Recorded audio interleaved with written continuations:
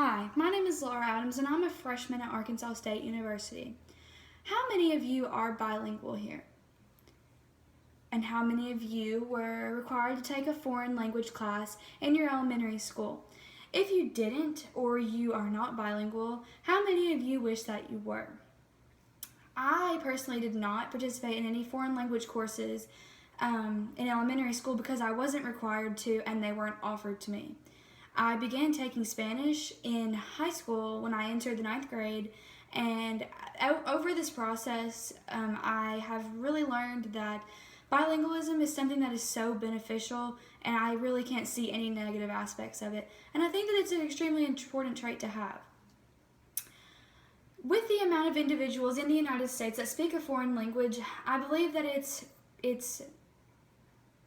important that we require these foreign language courses to our elementary school students for the country to be able to benefit with communication.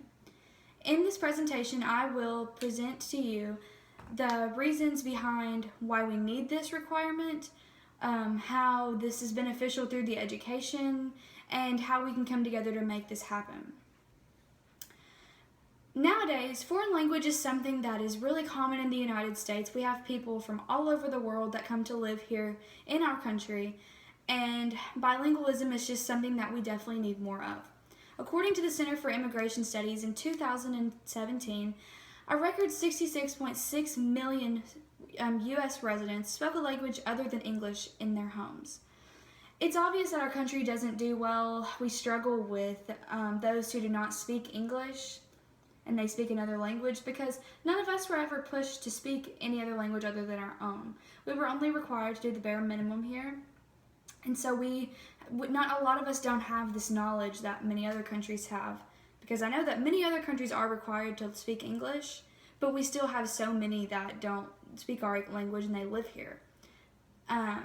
Foreign language courses can not only improve the knowledge of our citizens, but they're also going to improve the communication skills between us and others in order to help our country.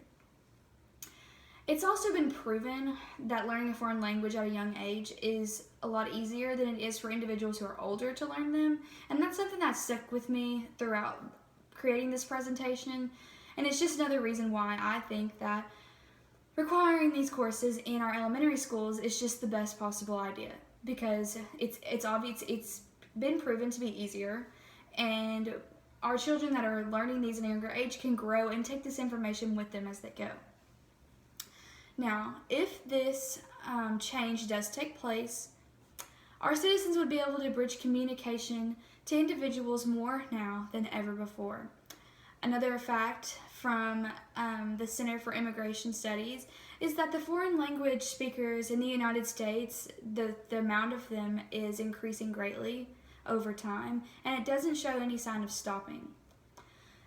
Now, this requirement would also help promote business inside and outside the United States, because our American companies would be able to interact economically with individuals and other businesses around the world, which is going to benefit our economy in many different ways. And not only is it going to benefit our economy, it's also going to benefit those who speak the foreign languages. According to Psychology Today, those who speak a foreign language have the potential to make a higher wage than those who do not. And this is due to their ability to communicate with those from different cultures and countries. And it's mainly because their workspace is not limited to America. They can go anywhere they want to with their language, and they can make money in those ways, not only just in their own country, but in others. Has anyone here ever been involved in a situation where you're speaking a foreign language, or you're speaking with someone who speaks a foreign language, and the two of you are just not communicating because you don't understand each other? I'm sure it's happened to most everyone here. I know it's happened to me multiple times, whether it's been in the workspace, or it's been at school, or it's even been in one of your local grocery stores. It literally happens everywhere, and it's an issue that we need to take note of.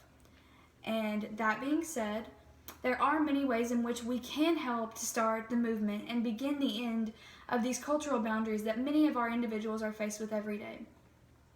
We can start by presenting logical explanations and with factual evidence to our local administrations for education, The movement's got to start somewhere, and I believe that our local school boards is the perfect place for this to begin.